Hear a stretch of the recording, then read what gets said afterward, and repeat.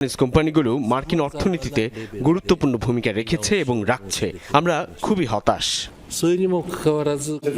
এটি দুঃখজনক। বিশ্ব বাণিজ্যের ওপর মার্কিন শুল্ক আরোপ গভীর প্রভাব ফেলবে। ওয়াশিংটনের সাথে যত দ্রুত সম্ভব আমরা আলোচনায় বসব। যুক্তরাষ্ট্রের শুল্ক আরোপকে সম্পূর্ণ ভিত্তিহীন ও অযৌক্তিক দাবি করেছে অস্ট্রেলিয়া। বলছে অবন্ধুসুলভ আচরণ করেছেন ডোনাল্ড ট্রাম্প।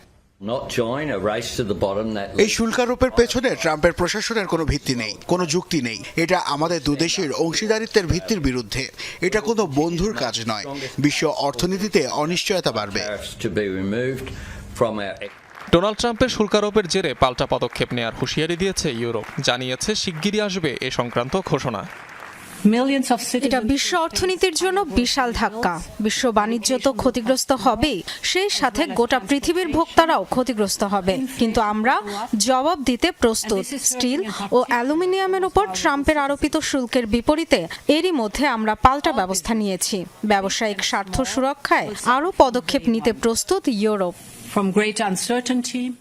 এরই মধ্যে পাল্টা পদক্ষেপ নিয়েছে লাতিন আমেরিকার দেশ ব্রাজিল। দেশটির পণ্যের উপর শুল্ক আরোপ করে এমন যে স্থানীয় সময় বিকেল 3:30 বিমস্টেক ইয়ং জেনারেশন ফোরামে বক্তব্য রাখবেন প্রধান উপদেষ্টা।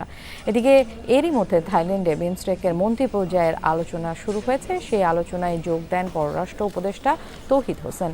সই হয়েছে মেরিটাইম ট্রান্সপোর্টেশন সহযোগিতা চুক্তি, যেখানে সই করেছেন 7 সদস্য রাষ্ট্রের পররাষ্ট্রমন্ত্রীরা। আগামী 2 বছরের জন্য বিমস্টেকের পরবর্তী সভাপতি হিসেবে দায়িত্ব নেবেন প্রধান উপদেষ্টা ডক্টর ইউনূস। বিমস্টেক সম্মেলনের ফাঁকে প্রধান উপদেষ্টার সাথে ভারতের প্রধানমন্ত্রী নরেন্দ্র মোদীর বৈঠক হতে পারে কাল। বুধবার রাজধানীর ফরেন সার্ভিস একাডেমিতে এক সংবাদ সম্মেলনে প্রধান উপদেষ্টার বিশেষ দূত ডক্টর খলিলুর রহমান এই তথ্য জানান। শুক্রবার রাতে দেশে ফিরবেন ডক্টর ইউনূস।